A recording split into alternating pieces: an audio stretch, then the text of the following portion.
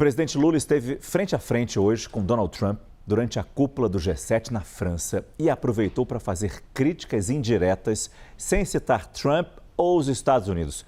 Quem acompanhou foi o enviado especial Américo Martins, direto de Évian-les-Bains. O presidente Lula discursou numa sessão sobre desenvolvimento. Ele falou numa mesa ovalada e estava praticamente frente a frente com o anfitrião Emmanuel Macron e também com o líder norte-americano Donald Trump, que estava do outro lado da mesa. O presidente Lula criticou o neoliberalismo, que ele disse que é responsável pela desigualdade econômica.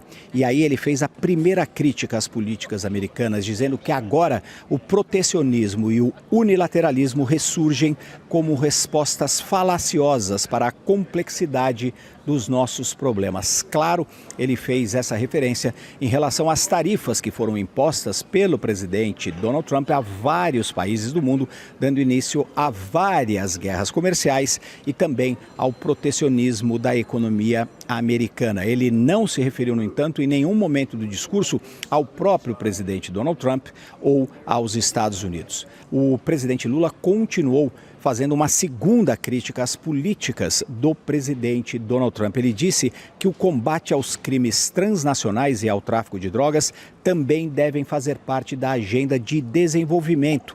Mas ele disse o seguinte, aqui a crítica às políticas do presidente Donald Trump. Esse esforço deve levar em conta o respeito à soberania dos estados. Claro, foi uma referência lateral à decisão recente do governo americano de classificar o PCC e o Comando Vermelho como entidades terroristas, uma decisão unilateral com a qual o governo brasileiro não concorda. O presidente Lula disse que para combater efetivamente o crime transnacional é importante valorizar o diálogo e a cooperação institucional, inclusive por meio da Interpol.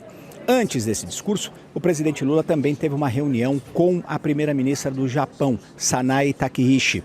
Eles discutiram a possibilidade de lançar as bases para uma conversa sobre um acordo de livre comércio entre o Japão e todos os países do Mercosul. O presidente Lula disse que o anúncio do início dessas negociações deve ser feito no Paraguai no dia 30 de junho, durante a reunião de cúpula do Mercosul.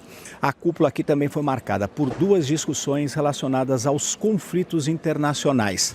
Pela manhã, os líderes do G7 se reuniram com o presidente da Ucrânia, Volodymyr Zelensky, que pediu mais pressão sobre a Rússia para que o país aceite fazer algum tipo de acordo para acabar com a guerra. Os líderes do G7 também se reuniram com 3 líderes do Oriente Médio, o presidente do Egito e os líderes do Catar e também dos Emirados Árabes Unidos. Eles discutiram com o presidente Donald Trump os detalhes do acordo que foi finalizado no início dessa semana entre os Estados Unidos e o Irã para dar fim à guerra no Oriente Médio.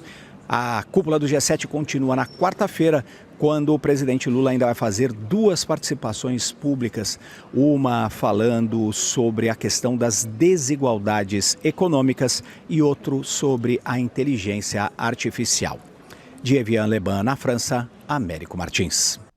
Lorival Santana de volta ao nosso Prime Time. Muitos temas para falar sobre esse encontro G7 lá na França, na Lorival, mas eu acho que a gente tem que focar um pouco na questão Lula e Trump, quando eles posaram juntos para as fotos oficiais da cúpula ali em Évian, mas não há registros deles se cumprimentando ou conversando, Lorival.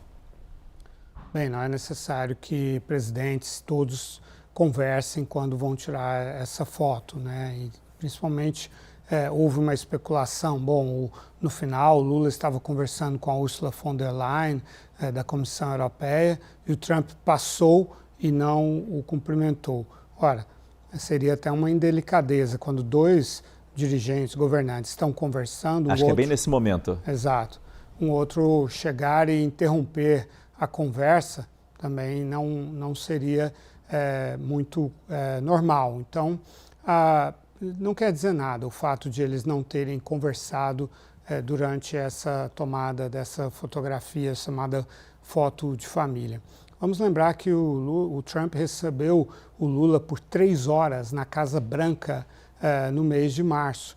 Então ele já considera que já conversou bastante com o Lula. Então ele tinha outras prioridades para essa cúpula, né? Ele está na cabeça a questão do Estreito de Hormuz, ele quer ajuda, sobretudo de Inglaterra e França, para a desminagem do Estreito de Hormuz. Ele precisava conversar com os emires do Catar e dos Emirados Árabes Unidos e o presidente do Egito, que são países que estão envolvidos nesse fundo, né, de 300 bilhões de dólares e em todo esse processo de negociação com o Irã. Essas são as prioridades dele. Mesmo quando os europeus vieram conversar com ele sobre a Ucrânia, ele não demonstrou interesse, não é algo que está no centro das atenções. Ele até conversou com Volodymyr Zelensky. Então ele tem muitas pautas na cabeça.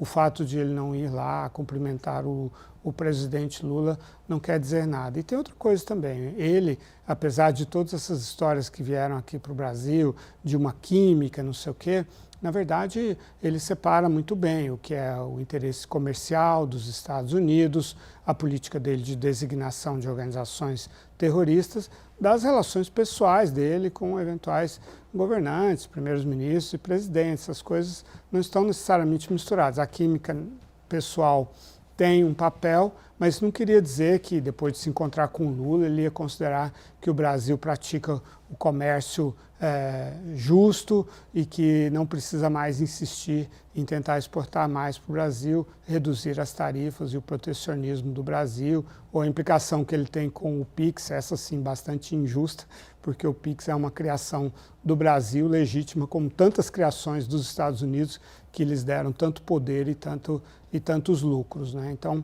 isso o Brasil não deve ceder, mas o Brasil poderia negociar a questão das tarifas, sim, mas num outro fórum, não no G7, não é aí que isso seria feito. E, aliás, o presidente Lula não vai negociar as tarifas com o presidente dos Estados Unidos, porque o Lula tem convicções protecionistas.